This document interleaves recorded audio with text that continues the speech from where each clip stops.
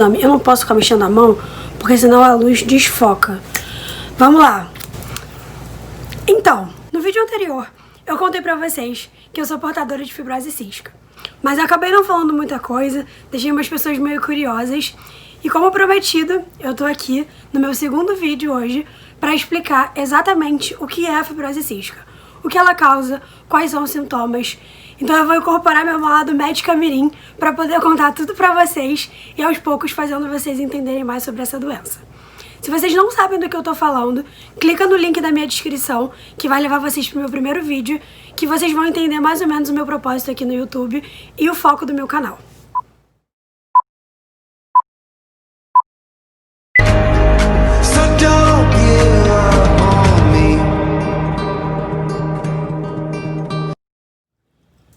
Existe uma proteína chamada CFTR, que é responsável pelo transporte de cloro e bicarbonato, o que também implica no transporte de água e de sódio do nosso corpo. Essa proteína controla as secreções do corpo, principalmente mantendo elas fluidificadas. E nos fibrocísticos, existe um gene defeituoso de diferentes mutações que atrapalha todo esse processo.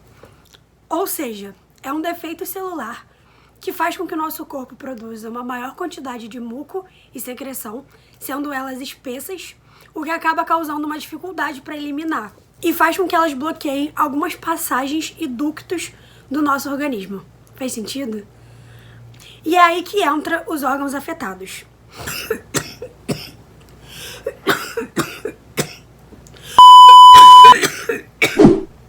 Uma das funções do nosso pâncreas é liberar enzima pancreática ou enzima digestiva, que, como o próprio nome já diz, elas digerem os carboidratos, os nutrientes, as proteínas, gorduras, de tudo que a gente come. E essas secreções,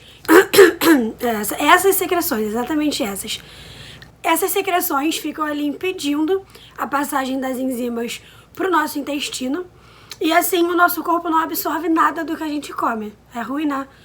Mas, tipo assim, tem solução. Outra coisa que essas secreções também fazem é o mesmo processo para impedir a passagem de insulina, que também é o pâncreas que libera, e assim alguns pacientes acabam ficando diabéticos, que é exatamente o meu caso. Aos 12 anos eu desenvolvi diabetes, que não é nem o tipo 1 nem o tipo 2, se chama tipo cístico, e eu comecei a tratar, eu lido muito bem com ela. Eu acho que eu tinha esquecido de falar que eu sou diabética, né? Mas enfim, ela é diferente.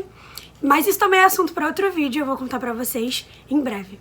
Então, eu tenho fibrose cística e diabetes. Amo!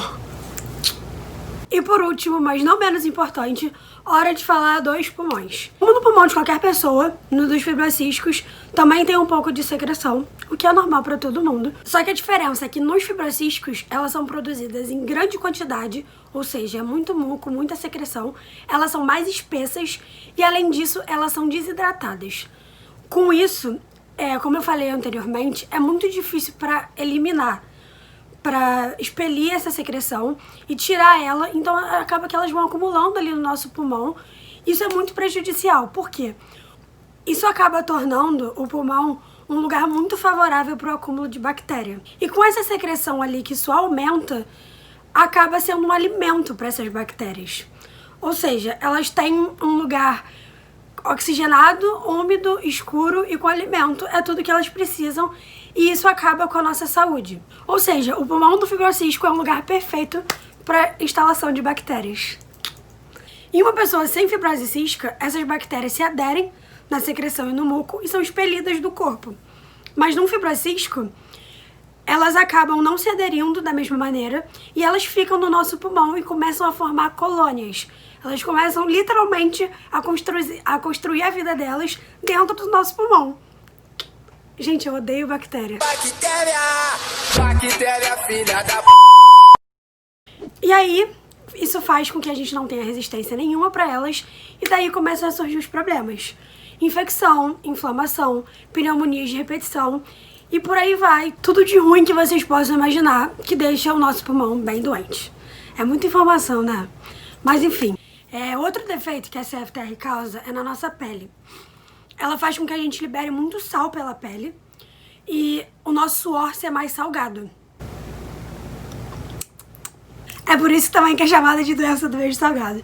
Cara, eu particularmente já perguntei pra algumas pessoas que eu beijei e ninguém falou que meu beijo era salgado. Eu realmente já fiz essa pergunta, mas todo mundo falou que não, então tá tranquilo. E essa é outra questão dos portadores de fibrose cística.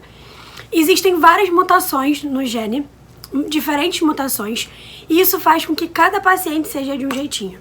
Então, assim, apesar da gente carregar a mesma doença, nós portadores de fibrose cística somos diferentes, por conta dessa variedade das mutações. Mas vamos lá. Como que uma pessoa tem fibrose cística? Pega, é contagiosa? Então, não. E agradeça por isso todos os dias da sua vida. Como eu já disse, a fibrose cística é uma doença genética e crônica. Ou seja, você nasce com ela, tá no seu gene, e você porta ela desde o dia que você nasce até o dia que você morre. Além disso, ela é multissistêmica, o que significa que ela afeta diversos órgãos, autossômica, ou seja, afetam homens e mulheres na mesma proporção, hereditária e recessiva. Mas o que isso significa exatamente? Para uma pessoa nascer com fibrose cística, o pai e a mãe precisam ser portadores de um gene.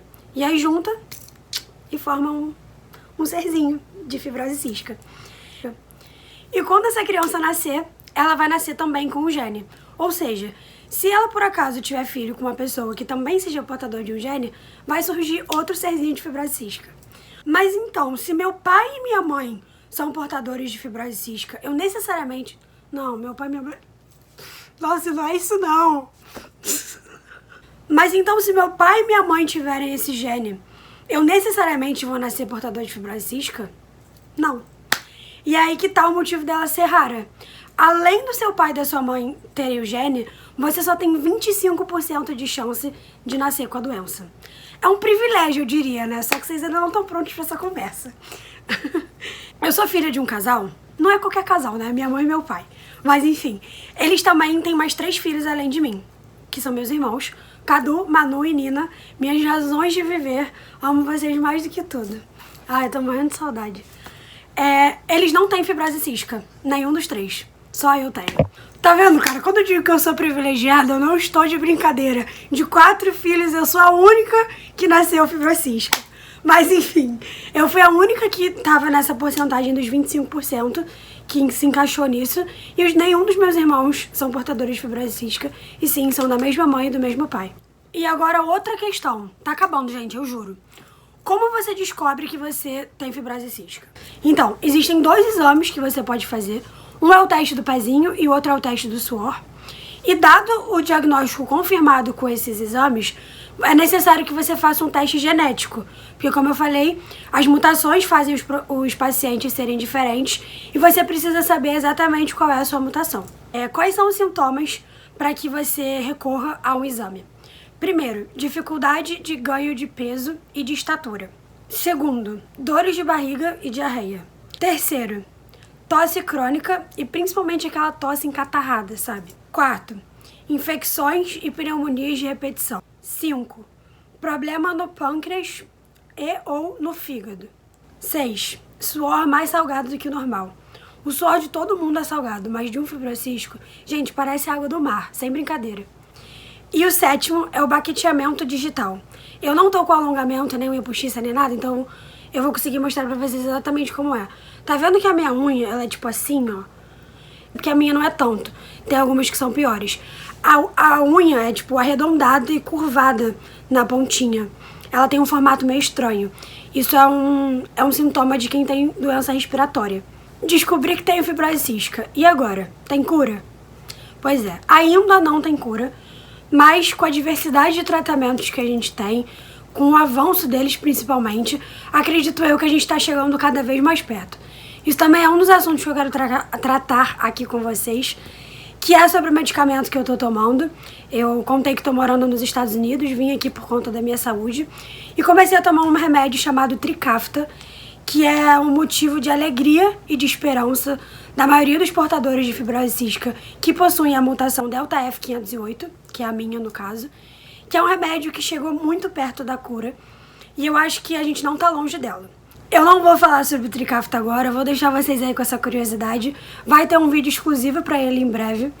Mas enfim, apesar de não ter cura, tem tratamento, e muito. E a gente precisa recorrer a eles pra ficar bem. Eu queria muito falar sobre eles nesse vídeo, é o que eu tava pretendendo, mas acabou ficando mais longo do que eu imaginava. Teve muita coisa pra explicar. Então eu vou deixar isso para um próximo vídeo. Em algum momento aqui no canal eu vou mostrar pra vocês exatamente como é a rotina de tratamento de um portador de fibrose cística. E é isso, gente. Num próximo vídeo eu vou trazendo pra vocês mais informações. E eu espero que vocês tenham gostado desse. Espero principalmente que tenha dado pra entender tudo que eu falei. Eu tentei explicar de maneira mais tranquila possível. Apesar de ter usado alguns termos difíceis, como eu falei, é o meu lado médica mirim, que a gente brinca que todo portador de fibrose cística é médico com 5 anos de idade. Mas enfim, gente, muito obrigada por terem assistido até aqui. Um beijão e até o próximo vídeo.